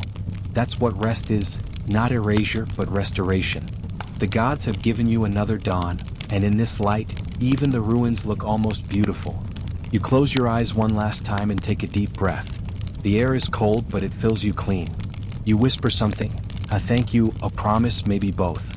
And when you open your eyes again, the sun has risen fully, bright and gold, as if the sky itself remembers your name. Long before clocks, before lanterns and oil lamps, before the hum of cities and wires, there were the firekeepers. Every village had them, the quiet ones, the steady ones, the people who stayed awake while everyone else slept. They were the pulse of the night, the breath between darkness and dawn. You can picture it now. A Viking longhouse, wide, wooden, breathing with the rhythm of sleep. Dozens of bodies curled beneath furs, the smell of smoke and wool thick in the air. And in the center, a low fire, not roaring, not bright, but alive. Someone kneels beside it, eyes half closed, hand moving in slow circles through the ash, coaxing the embers back to life. That's the firekeeper. Their job was simple but sacred. Keep the flame from dying. Because if it did, the night would win. The longhouse would freeze, the spirits would wander, and the next morning would arrive colder than it should. The firekeeper didn't talk much. They listened to the crackle of wood, the whisper of wind through the gaps in the wall, the sighs of sleepers turning in their rest. It was a kind of meditation. To tend fire was to tend life itself. Every spark was a soul. Every ember a heartbeat. Sometimes, while stirring the coals, they'd whisper small prayers, not to the great gods, but to the quiet ones. To the spirits of warmth, of hearth, of home. To ancestors who once did the same, hands blackened by soot, keeping the flame alive through centuries of cold. They'd say, "Stay, little son. Don't go out yet. The dark is long, and the world still needs you." Fringe fact: archaeologists have found hearths in Viking ruins that were continuously used for decades, even generations. The same fire, passed down like inheritance. Families guarded it through storms and seasons, taking coals from one home to light another. To lose the flame was misfortune. To keep it burning was lineage. You watch the firekeeper now. They move slowly, deliberately, feeding the smallest sticks first, then larger ones. The flame responds, flickering awake, growing with gratitude. It paints their face in gold and shadow, makes them look both ancient and young. There's a serenity in their stillness, the calm of someone who understands their purpose. Every culture has warriors, sailors, dreamers. But the firekeeper? They are something rare. They are the ones who choose stillness over glory, who serve by staying. The Vikings knew this. That's why every home, every camp, every voyage had someone assigned to the hearth. It wasn't just about heat. It was about continuity, the quiet defiance against chaos. The night deepens. Outside, the wind claws at the walls. The firekeeper glances toward the door just once, then back to the flames. They hum softly, a tune no one else will hear. It's not a song of joy or even comfort. It's a song of duty, a rhythm to match the crackle of wood. And when the fire flares too high, they don't panic. They control it. When it dims, they feed it. When it hisses, they whisper back. It's a conversation, one of the oldest in human history. Flame in hand, light in breath, need and care. You wonder if they ever tire. They do. Of course they do. But the beauty of firekeeping is this: you don't have to stay awake forever. You just have to stay awake until someone else wakes up. Because every firekeeper knows, their watch is never truly theirs alone. Someone before them started it. Someone after them will tend it. All they do is bridge the hours in between. You think of your own life, the invisible fires you've kept alive. Dreams, promises, people who needed you to stay awake just a little longer. Maybe that's what this is all about. We're all firekeepers in some way, guarding warmth through long nights, hoping dawn finds us still burning. The first light slips through the slats. The world turns gray, then gold. The firekeeper exhales long and slow. They lean back, wiping ash from their palms, watching the flames shrink into a steady, living glow. The day will take over now. Cooks, workers, children. Their part is done. They've kept the dark at bay one more time. Before they rise, they press one blackened hand gently to the earth and whisper, "Thank you for burning." And somewhere in the distance you feel the warmth too, not from the fire itself but from the knowing that someone somewhere stayed awake while you slept. That the world didn't go cold because a stranger decided it shouldn't. You close your eyes. The crackle fades. The light lingers. And deep inside, something glows, small, steady, indestructible. Before sleep could exist, it needed shelter. And in the Viking world, that meant hands, thick, scarred, steady hands that shaped night itself into something safe. They were the builders. Not poets, not warriors, not kings, but the ones who made rest possible. You can still hear their rhythm if you listen closely. The thud of an axe into wood, the rasp of iron against grain, the low hum of breath between effort and silence. They worked with daylight, but what they built was for darkness. A roof that could hold against storms. Walls thick enough to muffle the howl of winter. Beams that creaked but never broke. Every log carried a kind of prayer. Every nail a small act of faith. To build a house in the north was to make a promise to your people. You will sleep no matter what the world outside becomes. The longhouse was their masterpiece.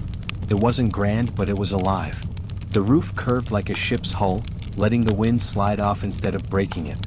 The posts were buried deep, bound with ropes of hide. Inside, the light glowed amber against smoke-dark beams. It wasn't a building. It was a heartbeat. And at the center, always, the fire. The axis around which everything turned. Warmth, cooking, storytelling, healing, dreaming. That's why they built it first and built it last. The home didn't exist around the fire. It existed because of it. Fringe fact: some historians believe Viking longhouses were designed acoustically. Their curved ceilings didn't just trap heat. They amplified voices, blending them into a single low hum. When people spoke softly, the room itself seemed to breathe with them. When they sang, it carried. When they slept, the silence felt holy. Imagine standing in that half-light, a new home almost finished. The scent of pine resin in the air, sawdust on the ground, the faint sound of a river nearby. You run your hand along the beam and feel it pulse faintly with warmth. It's just wood, and yet, it feels alive. That was the magic of their craft. They didn't separate life from the materials of life. To them, trees had memories, stones had moods, wood had will. If treated with respect, it would hold you. If not, it would crack. The builders knew this. They didn't just measure with tools. They measured with instinct, listening to the grain, the groan, the echo of a strike. Every plank chosen, every gap sealed with care. Not perfection, protection. You think about that now, how even in a world without blueprints or architects, they made spaces that lasted centuries. Not because they aimed for beauty, but because they aimed for belonging. The longhouse wasn't about property. It was about people. It was built to hold them, their laughter, their grief, their sleep. And perhaps, most importantly, it was built to endure togetherness. There were no private rooms, no separate beds. You lived and dreamed side by side. Every wall was shared. Every sound belonged to everyone. In that closeness, safety was not just structural. It was emotional. When storms came, the builders' work spoke for them. Rain hit the roof, snow pressed against the walls, the wind howled, and still the fire burned. The beams flexed and settled, the smoke rose steady, and inside the people slept. That was their victory. You can see them now, the last of the builders finishing their work by twilight. They step back, covered in dust, hands bleeding but steady. They look at what they've made, not perfect but strong. Something in them softens. They've made a place where others can rest. That's enough. Before they leave, they carve a small mark into the wood, a rune of blessing maybe or protection. Not for glory but for remembrance. Because they know, someday someone else will sleep beneath this roof, and the wood will remember the hands that built it. You run your fingers along that imagined beam now, warm, solid, alive.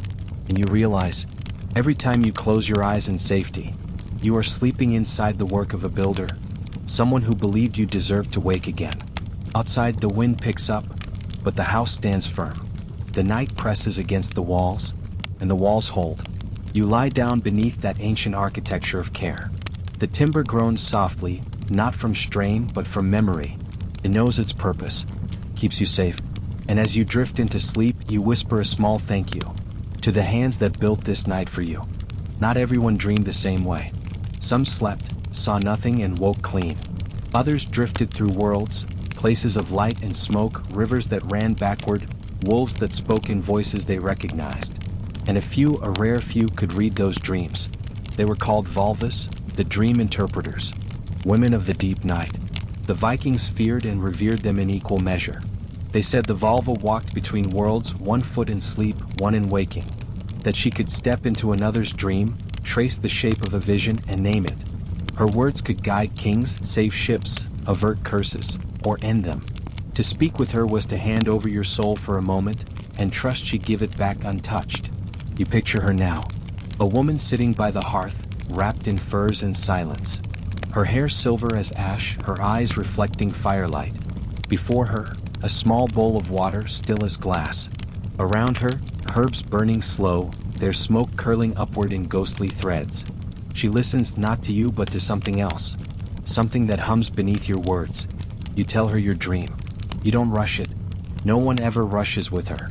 You describe it piece by piece. The sea that boiled, the raven that spoke, the child that turned into flame. When you finish, she nods once. Then she closes her eyes. To you it looks like sleep. To her it's travel. She moves through the dream's residue, the echo it left hanging in the air. In Viking belief, dreams didn't vanish at dawn. They lingered, thin as smoke, clinging to the dreamer's skin. A skilled Volva could touch that smoke, shape it, taste it, name the spirit that sent it. She begins to murmur in a language you don't know. It sounds old, older than the sagas, older than words. Then she speaks clearly. The sea is not anger. It is memory. The raven is not warning. It is a call. The child is not fire. It is your fear of losing what you'll one day protect. You don't understand all of it, but you don't need to. Dreams weren't meant to be solved like riddles. They were meant to be lived through like storms. And she has given you a compass, not a map. Fringe fact: archaeological finds in Scandinavia show burial sites of women buried with staffs carved from yew or ash wood, draped in blue cloth. These are believed to be Volvas. The staffs weren't symbols of authority, they were tools of trance. Used to stir visions, summon spirits, and travel through dream realms. In life they were feared. In death they were honored. To the Vikings, the Volva was proof that sleep wasn't weakness. It was wisdom. That the dark wasn't emptiness, but a landscape waiting to be explored. Dreams were messages from the gods, yes, but also from the self. And the self, they believed, was divine in its own way. The Volva opens her eyes again. You see something there, not pity, not distance, but recognition. As though she's seen this dream before, centuries ago, in someone else's head. Maybe she has. Dreams travel like wind, they never belong to one person. They pass through generations wearing new faces. She just happens to catch the mid-journey. She gives you a pouch. Inside, a sprig of dried herb and a small carved stone. For sleep, she says, and for remembering. You thank her, though you're not sure for what exactly, the words, the silence, or the strange calm now spreading through your chest. Outside, the wind howls, but it sounds different now, not threatening, almost like speech. You realize something. The Volva doesn't make dreams safe. She makes them sacred. Because to the Viking mind, understanding was its own kind of magic. And magic wasn't about control, It was about relationship. Between the waking and the dreaming. Between the gods and the ground. Between the seen and the unseen. You leave her longhouse before dawn. The air bites sharp and cold. Behind you, smoke rises from her roof, trailing toward the first hint of light. You walk slowly, feeling that somewhere inside you, the dream is still unfolding. Only now it has a name. You look at the horizon. It's not just morning anymore. It's revelation. You breathe, and for the first time, it feels like breathing in both worlds at once. You whisper to yourself, repeating her words. The sea is memory. The raven is a call. The child is fear. And I am awake. There is one night each year when the air itself feels older. When the fire burns lower but brighter, and the wind outside sounds almost like whispering. The Vikings called it Alphablot, the night of the dead. A time when ancestors returned, unseen but felt, walking through the smoke, brushing past the sleeping, standing in doorways that creaked without reason. No one feared it. Not exactly. But no one slept easily either. Because that night wasn't meant for rest. It was for remembering. You can picture it now. The longhouse dim, the floor swept clean, the air thick with the scent of roasted grain and burning herbs. The doors are barred, not to keep spirits out, but to keep the living in. No strangers allowed, no guests. The night belongs to the family, the bloodline, the dead who built the bones of the house itself. On the hearth lies an offering, a slice of bread, a bowl of mead, a small piece of meat. Someone murmurs a name before placing it. A grandfather, a daughter, a warrior lost at sea. The names roll softly through the air like smoke, each one stirring a faint warmth in the chest. And then silence. Waiting. Because the Vikings believed the dead came quietly. Not as ghosts, not as wraiths, but as presence. A pressure in the room, a shift in the air, the faint impression of a hand resting briefly on your shoulder. You didn't call to them. You simply made space. The act of remembering was enough. Some slept lightly that night, hoping to dream. For in dreams, the ancestors could speak freely, unbound by flesh, unburdened by time. You might see a face long gone, hear a voice you'd forgotten. They didn't come to haunt. They came to remind that the line between living and dead was thinner than breath, that you were not alone in your struggle. Fringe fact: archaeological evidence suggests small spirit tables in Viking homes during autumn festivals, low stone slabs near hearths where food and mead were left overnight.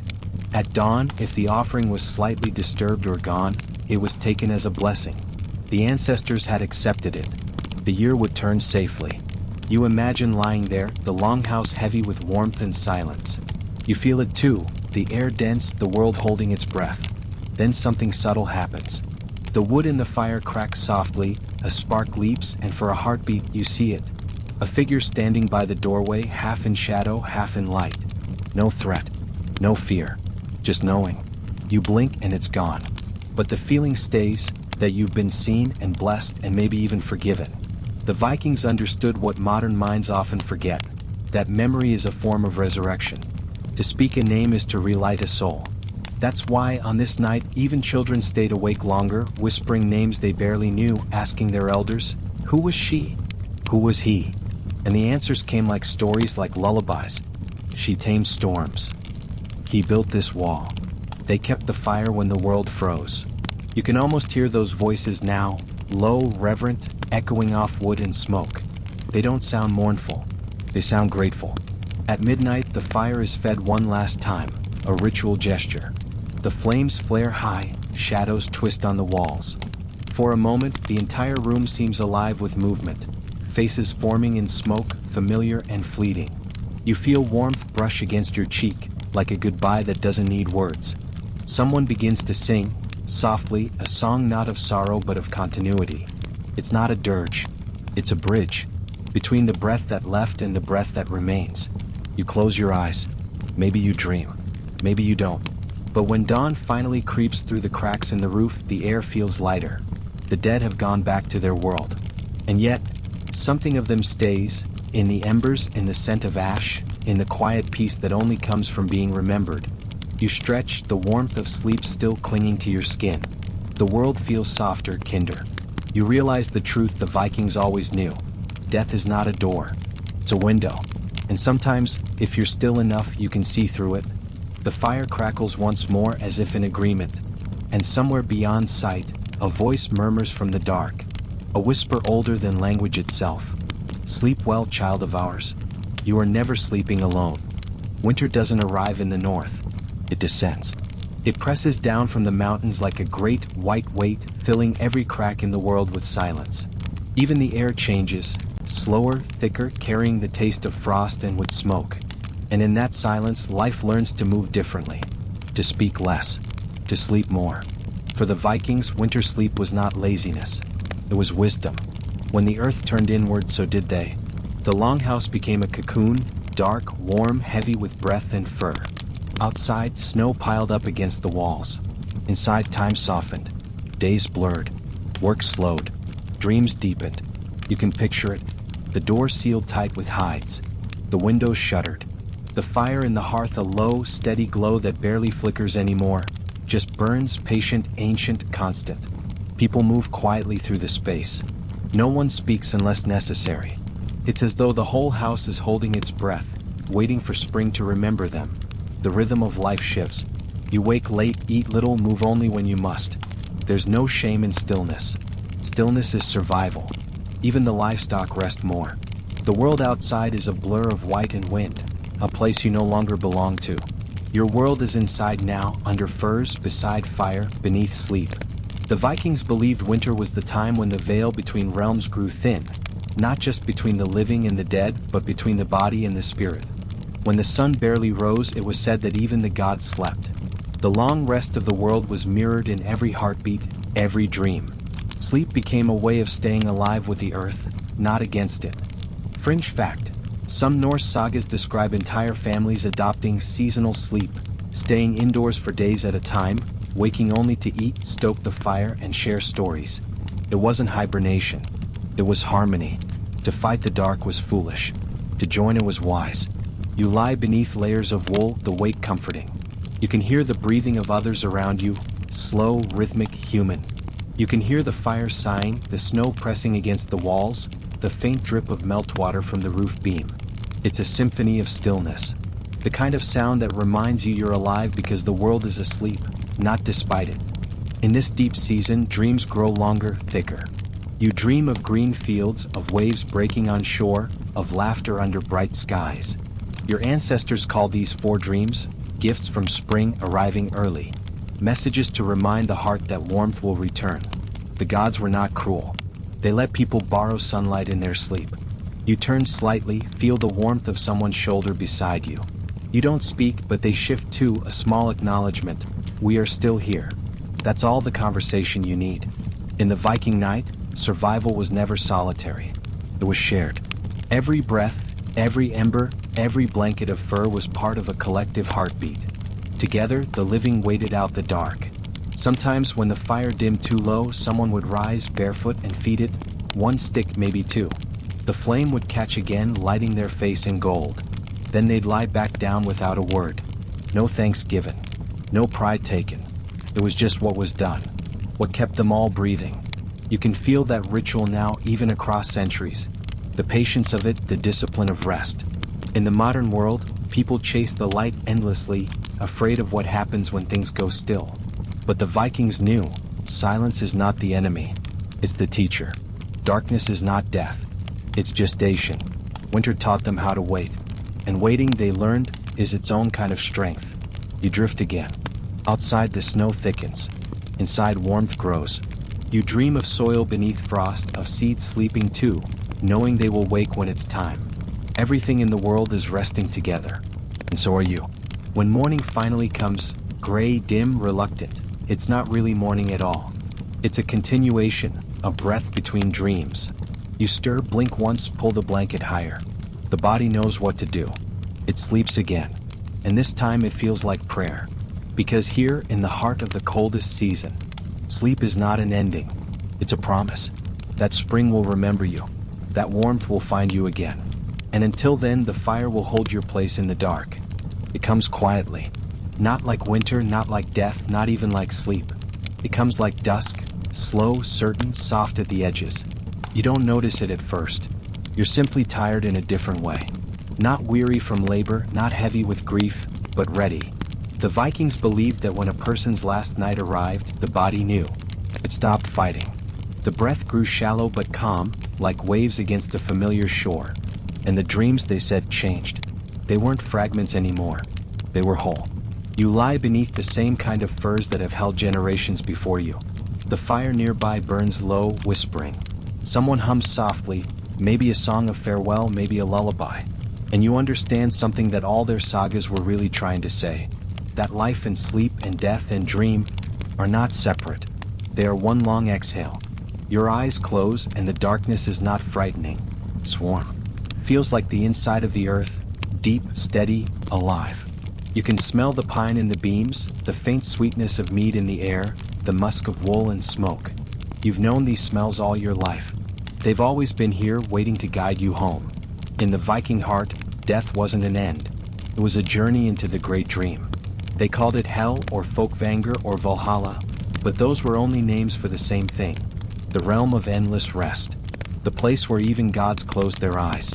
Fringe fact, in burial mounds across Scandinavia, the dead were often placed as though sleeping, arms folded or hands resting on the chest. Sometimes they were given pillows, blankets, even combs for the hair. Death wasn't dramatized. It was tucked in, like putting someone to bed. You dream now, and it's not the kind you'll wake from. It begins with a landscape, snow melting into grass, the sea glittering under pale light. You recognize it though you've never seen it before. It's all the places you've ever been folded into one. Voices rise in the distance, familiar ones.